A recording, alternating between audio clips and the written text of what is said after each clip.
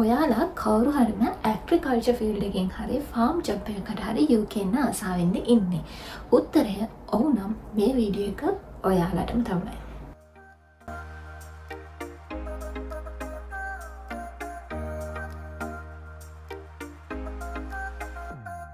අද මගේ අරමුණ තමයි සීසනල් වර්ක් වීසා එක ගැන ඔයාලත් එක්ක ස්ටෙප් බයි ස්ටෙප් කතා කරන්න.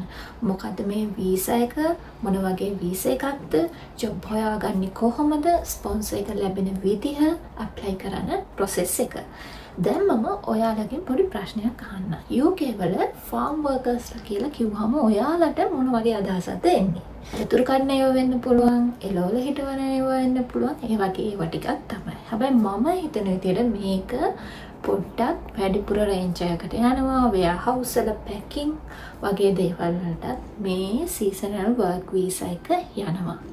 වැදගත්ම දේ තමයි ටෙම්පරරි වීසා එකක් තමයි මේක. උපරිම මාස 6ක් විතරයි තියෙන්නේ UK වල වැඩ කරන්න.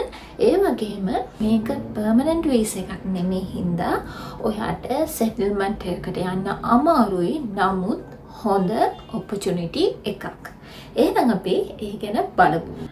ඇත්තටම ඔයා මුලින්ම කරන්න ඕන UK ස්පොන්සර් කරන සීසනල් වර්ක් වීසා ස්පොන්සර් කරන කම්පැනිස් ටිකක් තියෙනවා.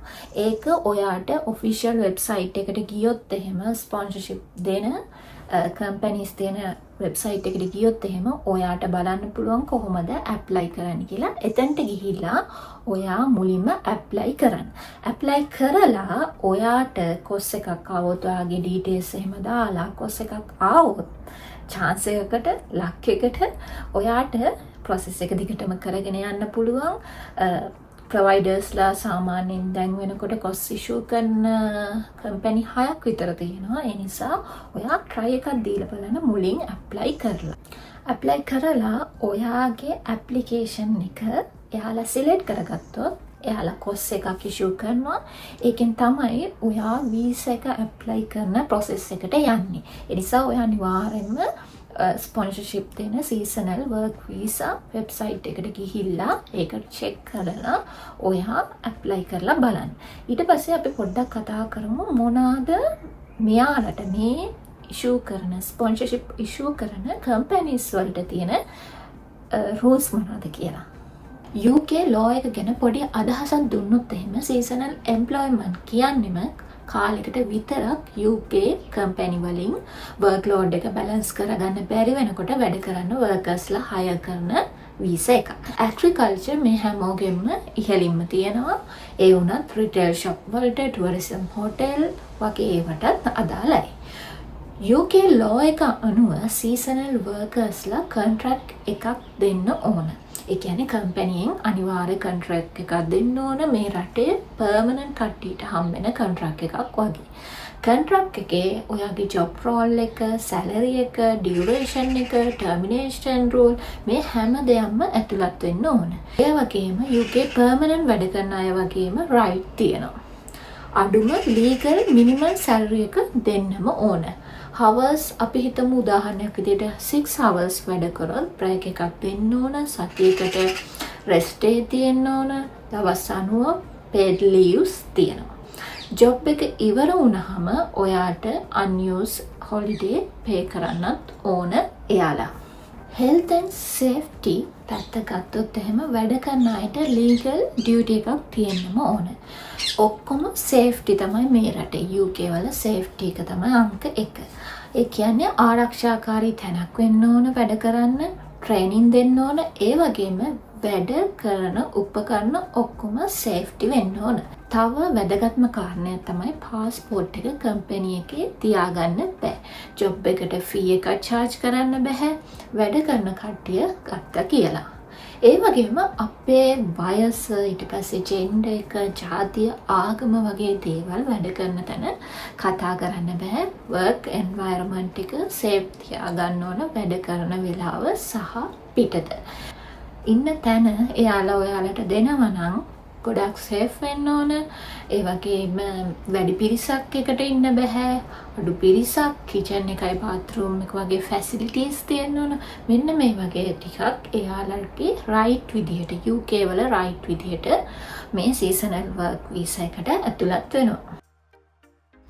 අපි පොඩ්ඩක් official UK Home Office website එකටම ගිහිල්ලා බලමු කතාව ඇත්තද කියලා. හරි, දැන් මෙතනට ගියාම temporary work visa යටතේ farm workers like කියන්නේ පළතුරු මල් කඩන වගේ ජොබ් වලට ඒ වගේ මේලවලු හිටවන horticulture work කියලා මෙයාලා හඳුන්වලා දෙනවා. 6 month වළංගුයි. තව ඔප්ෂන් එකක් තියෙනවා. ඒක pottery work කියලා ඇප්ලයි කරන්න පුළුවන්. මේ දෙකටම නොවැම්බර් 15ට කලින් ඇප්ලයි කරන්න ඕන. pottery work visa එක ඔක්තෝබර් 2 වෙනිදා ඉඳන් දෙසැම්බර් 31 වෙනකම් තමයි වළංගු වෙන්නේ. seasonal work visa එක හැම අවුරුද්දෙම වගේ තියෙනවා. මෙතන කියලා තියෙනවා you will need to have a sponsorship meet the other eligibility requirement. This visa has replaced the temporary worker seasonal work visa T5. ඒ වගේම මෙතන කියලා තියෙනවා මාස 3කට කලින් ඇප්ලයි කරන්න ඕනේ කියලා. වීසා ෆී එක ගෙවන්න ඕන. ඔයා 340ක්. ඒ වගේම ඔයාගේ proof you have enough saving document පෙන්නන්න ඕන. personal saving document. මේක ඔප්ෂන් දෙකටම අදාළ වෙනවා. දෙකටම වීසා ඇප්ලිකේෂන් ෆී එක සමානයි පවුන්ඩ් 340ක් ගෙවන එක. පොඩ්ඩක් පල්ලෙහාට යනකොට තවදුරටත් කියලා තියෙනවා මේක පර්මනන්ට් ජොබ් එකක් නෙමෙයි කියලා. සෙකන්ඩ් ජොබ් එකක් කරන්න බෑ. ඔයාලට පබ්ලික් ෆන්ඩ් තියාගන්න බෑ. ඒ වගේම ඔයාගේ ෆැමිලි මෙම්බර්ස් ලවත් ගෙනියන්න බෑ. ඒක සාමාන්‍යයෙන් හැමෝටම කියන එකක්. මෙහි බ්‍රිටිෂ් සිටිසන් නැති ඕනම කෙනෙක්ට බෙනිෆිට් ගන්න බෑ. අපි චුට්ටක් ඉස්සරහට ගිහින් බලමු මොනවාද මෙයාලා කියන එලිජිබිලිටි කියලා. හරි, මෙතන කියනවා ඔයා අවුරුදු 18 හෝ ඊට වඩා වැඩි වෙන්න ඕන. ස්පොන්සර්ෂිප් එකේ රෙෆරන්ස් නම්බර් එක ඕන වෙනවා ඔයාට වීසා ඇප්ලයි කරන්න. ඒ වගේම ඔයාගේ ජොබ් කෝඩ් එක සහ ඔයාගේ බැංකු පොතේ පවුන් 1270ක් at least පවුන් 1270ක් තියෙන්න ඕනි කියලා ඔයා ෂෝ මනි පෙන්නනකොට අනිවාර්යෙන්ම ඔයාට ජොබ් එකේ සැලරි ගෙවනවා නම් මිනිමම් වේජ් ඒක මෙහි අනිවාර්ය දෙයක්. ඒ කියන්නේ අඩුම අගේ විදියට මිනිමම් වේජ් එක අනිවාර්යෙන්ම මේ රටේ ගෙවන්න ඕන. ඒක රූල්ස් එකක්. ඊට පස්සේ ඔයාගේ අනි සපෝටින් ඩොකියුමන්ට් පෙන්නන්න ඕන වීසා එක ඇප්ලයි කරන්න. ඊට පස්සේ ඔයා ස්පොන්සර්ෂිප් එක සපෝට් කරන ඩීටේල්ස් දෙන්න ඕන. තව පොඩ්ඩක් ඉස්සරහට ගියොත් document you must provide කියන තැනට ගියොත් එහෙම ඔයාගේ ඔක්කොම document ටික certificate ටික ඉංග්‍රීසියට translate කරගන්න. saving account එක කියන්නේ ඔයා ෂෝමනි පෙන්නන එක ඔයාගේ පවුන් 1270ක් කියවනේ ඒක මාසෙකට වඩා ඒක පරණ වෙන්න ඕන. ඒක ගැන සැලකිලිමත් වෙන්න ඕන. ඊළඟට ඔයා කොස් එක අරගෙන තියෙන්නේ නම් ඔයා වීසා ඇප්ලයි කරන්න අපොයින්ට්මන්ට් එකක් දාගන්න ඕන. සමහරක් විට ලංකාවේ වෙන්න පුළුවන්. එහෙම නැත්නම් වෙන රටක වෙන්නත් පුළුවන්. අපොයින්ට්මන්ට් එක දීලා එතන සර්ටිෆිකේට් ටික සබ්මිට් කරලා ඔයාගේ බයෝමෙට්‍රික් එහෙම දෙන්න තියෙනවා. මෙහෙම තමයි තියෙන්නේ. ඊට පස්සේ ෆාස්ටර් වේ එකක් කියලා තියෙනවා. ඔයාට සල්ලි ගෙවලා මන්ට ඇප්ලිකේෂන් එක වීසා ප්‍රොසෙස් එක කරගන්නත් පුළුවන් කියලා. මේකේ තව එකක් තියෙනවා. if you have a child while you are in UK ඒක ගොඩක් වෙලාට යුරෝප් කට්ටියට තමයි අදාළ වෙන්නේ. මේ දරුවෙක් හම්බුනොත් ඒ දරුවා බ්‍රිටිෂ් සිටිසන් තියෙන කෙනෙක් නෙමේ. ඒ ටික එයාලා මෙහි ඉඳන් උනත් ප්‍රොසෙස් කරන්න පුළුවන් ඒ රටට අදාළව. ඒතර මේක ගොඩාක් සම්බන්ධ වෙන්නේ යුරෝප් කට්ටියට. ඒක නම් සැලකිලිමත් වෙන්න ඕන. හෝම් ඔෆිස් එකේ මේ විදිහට තමයි සඳහන් වෙලා තියෙන්නේ. ඒකයි මම මේක පෙන්නලම ඔයාලත් එක්ක කතා කරේ. ඉතින් දැන් වෙනකොට ඔයාලට අදහසක් ඇති.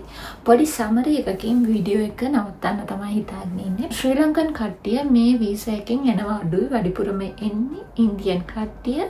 ඇවිත් ස්ටුඩන්ට් වීසා වලට, ජොබ් වීසා වලට හදාගන්න බලනවා. සමහර අය තාමත් රිෆියුජි දාන්න හදනවා. මම නම් හිතන්නේ දැන් වෙනකොට ඒක ගැරන්ටි කියලා. try එකක් දෙන්න බලන්න. ඒ වගේම subscribe කරන්න, like එකක් දාන්න. මේ වගේ වීඩියෝ එකකින් තවත් දවසක හමු වීමේ බලාපොරොත්තු